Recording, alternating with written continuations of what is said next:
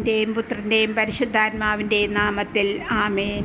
കർത്താവായ ദൈവമേ, അങ്ങേ ഞങ്ങൾ സ്തുതിക്കുന്നു, വാഴ്ത്തുന്നു, ആരാധിക്കുന്നു, മഹത്വപ്പെടുത്തുന്നു. കർത്താവായ ദൈവമേ, കഴിഞ്ഞൊരു ദിവസം ഞങ്ങളെ അവിടുത്തെ ചിറകിൻ കീഴിൽ പരിപാലിച്ച് ദൈവം നടത്തിയ കൃപയ്ക്കായി നന്ദി പറയുന്നു. ദൈവമേ, ഇന്ന് ഈ ഒരു ദിവസം ഞങ്ങൾക്ക് അനുഗ്രഹിച്ച കൃപയ്ക്കായി സ്തോത്രം ചെയ്യുന്നു. കർത്താവായ ദൈവമേ, ഈ ദിവസത്തിൻ്റെ ഈ 3 മണി സമയം വരെ എൻ്റെ കർത്താവ് ഞങ്ങളെ എല്ലാവരെയും അവിടുത്തെ ചിറകിൻ കീഴിൽ അണച്ച് അവിടുത്തെ കൂടാരത്തിലായിരിക്കാൻ എൻ്റെ ദൈവം ഞങ്ങളെ ഒരുക്കിയ കൃപയ്ക്കായി നന്ദി പറയുന്നു. നാഥാ കർത്താവേ, ഈ കരുണയുടെ സമയം അവിടുത്തെ കരുണ കൊണ്ട് ഓരോ മക്കളെയും നിറയ്ക്കുമാറാകണമേ എന്ന് പ്രാർത്ഥിക്കുന്നു. കർത്താവേ, ഞങ്ങൾക്ക് വേണ്ടി ക്രൂശിൽ മരിച്ച എൻ്റെ ഈശോയുടെ കാരുണ്യമോർത്തുകൊണ്ട് സ്വർഗീയ പിതാവേ, ഞങ്ങളുടെ മേൽ കരുണ തൂകണമേ എന്ന് പ്രാർത്ഥിക്കുന്നു.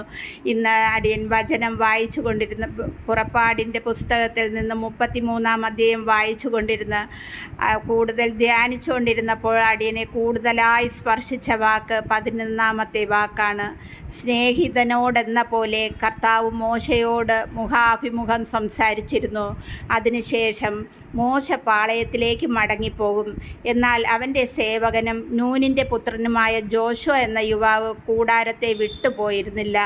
അതെ അപ്പാ കർത്താവേ, നൂനിൻ്റെ പുത്രൻ ദൈവത്തിൻ്റെ സാന്നിധ്യം ആ കൂടാരത്തിൽ കൂടുതൽ രുചിച്ചറിഞ്ഞതുപോലെ ഞങ്ങൾ ഓരോരുത്തരും ദൈവസന്നിധിയിലായിരിക്കുമ്പോൾ ദൈവത്തിൻ്റെ സാന്നിധ്യം കൂടുതൽ രുചിച്ചറിയുവാൻ, കർത്താവിൻ്റെ കൃപ കൂടുതൽ ഞങ്ങൾ അറിഞ്ഞു ജീവിപ്പാൻ എൻ്റെ ഈശോ ഞങ്ങളെ അനുഗ്രഹിക്കണമേ എന്ന് പ്രാർത്ഥിക്കുന്നു. നാഥാ, ജോഷുവ വിട്ടുപോകാതിരുന്നത് പോലെ ഞങ്ങളും ദൈവ സാന്നിധ്യം വിട്ടുപിരിയുവാൻ ഇടയാക്കാതെ വണ്ണം എൻ്റെ കർത്താവേ, ഞങ്ങളെ ഓരോരുത്തരെയും അവിടെ നിന്ന് പൊതിയുമാറാകണമേ എന്ന് പ്രാർത്ഥിക്കുന്നു. കർത്താവായ ദൈവമേ, അവിടത്തോട് കൂടെ ആയിരിക്കുമ്പോൾ ഞങ്ങളുടെ പക്കൽ ഒരു ശത്രുക്കളും അടുത്തു വരികയില്ല എന്ന് അടിയൻ വിശ്വസിക്കുന്നു. കർത്താവേ, ഞങ്ങളെ എല്ലാ ശത്രുക്കളിൽ നിന്നും എൻ്റെ കർത്താവ് ഞങ്ങളെ പരിപാലിക്കണമേ എന്ന് പ്രാർത്ഥിക്കുന്നു. കർത്താവായ യേശുവേ, ഈ സമയം ഓരോ മക്കളെയും അവിടുത്തെ തിരുസന്നിധിയിൽ സമർപ്പിക്കുന്നു. ഓരോ മക്കളെയും അവിടുത്തെ കരുണ കൊണ്ട് നിറയ്ക്കുമാറാകണമേ എന്ന് പ്രാർത്ഥിക്കുന്നു. നാഥാ